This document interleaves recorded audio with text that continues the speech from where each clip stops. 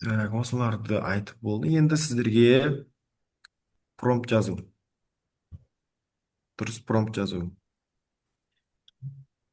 Промпт деген сөз жасанды интеллект бойынша егіз ұғым ғой.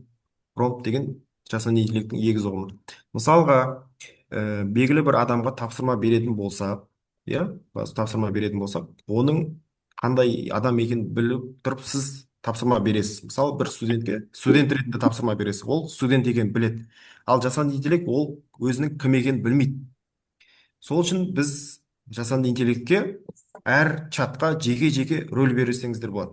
Бір чатқа өзіңіздің жеке дәрігеріңіз, бір чатқа өзіңіздің жеке заңгеріңіз, бір чатқа өзіңіздің жеке мобилографыңыз, бір сайтқа жаңағыдай дизайнеріңіз деген сияқты. Солай жасасаңыздар болады. Яғни чат, әр чат жеке-жеке, ау, әр чат жеке-жеке өзіндік рөлі болу керек.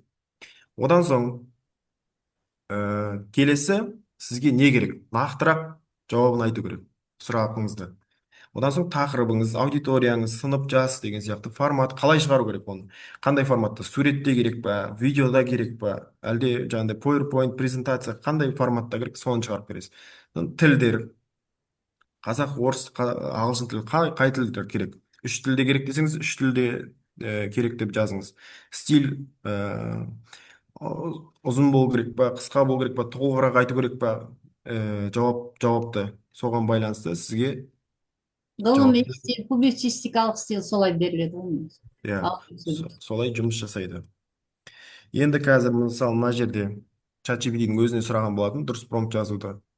Мысалы, рөлді көрсет. Сен тәжірибелі мұғалімсің, сен дизайнерсің деген сияқты солай сұрау керек. Мысалы, сіз дәрігерден кеңес алу керек болатын болса, жасанды интеллекттен, Қазақстандағы ең мықты дәрігерсің, ең мықты хирургсың деген сияқты бастау керек әңгімені. Одан соң барып не істеу керек?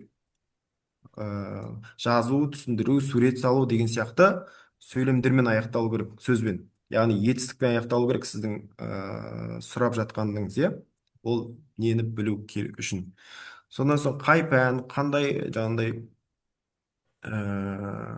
не үшін қажет, не үшін сұрап жатсыз, не үшін қандай ауру деген сияқты осы жерде жазсаңыздар болады.